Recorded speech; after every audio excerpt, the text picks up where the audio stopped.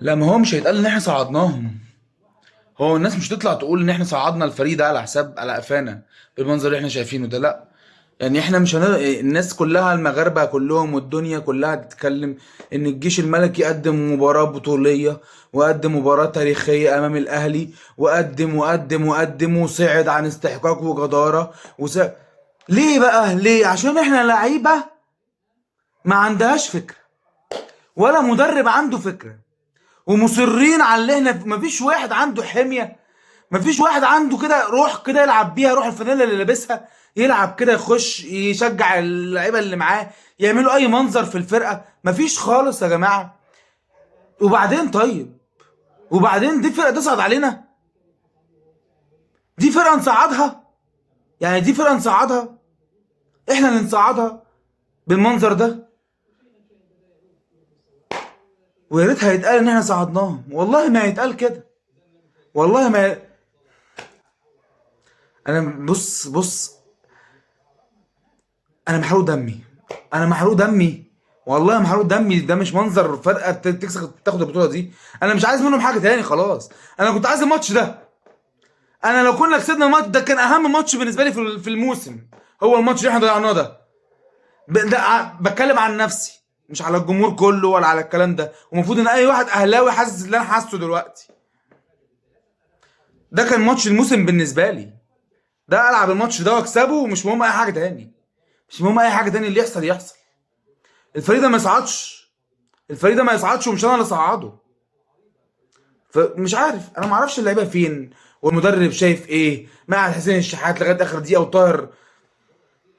انا نفسي اقول كلام مش هينفع يتقال هنا، مش هينفع والله.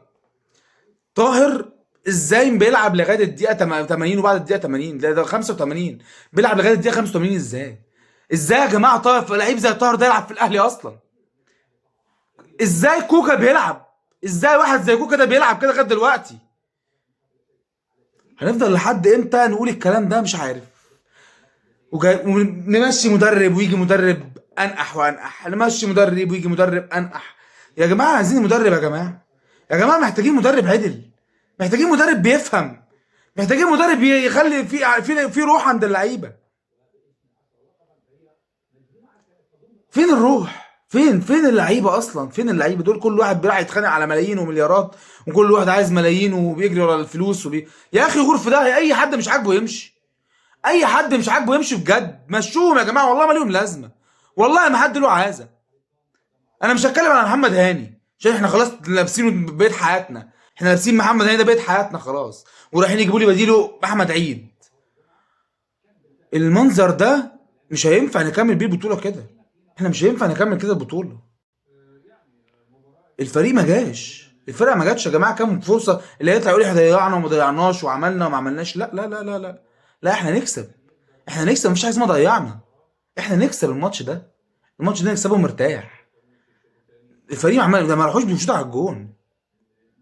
نكسب ده. احنا نلعب بروح شويه، احنا ما فيش روح عندنا خالص. الفريق ما عندوش روح نهائي. المدرب مش عارف عامل ايه في اللعيبه، منيمهم خالص ليه؟ انا ما اعرفش. ما فيش روح نلعب الماتش، ما فيش مش ما فيش اداء، ما فيش حاجه خالص حصلت. ما بتقوليش ضيع او ما ضيعش، لا ما نضيعش ماتش. نضيع كوره، نضيع كورتين، نضيع 10، ما نضيعش الماتش. نلعب لاخر دقيقه ونكسب. احنا في اخر دقيقه الناس بتعمل ايه؟ مين يعني مين كاموش اللي رايحين يجيبوه ده؟ مين كاموش ده يا جماعه؟ في ايه يا جماعه؟ احنا بقينا بنجيب ناس عامله كده ليه؟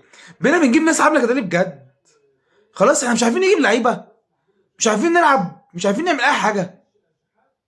لا حول ولا قوه. انا مش عارف ايه ليه كده؟ ليه كده بجد؟ ليه؟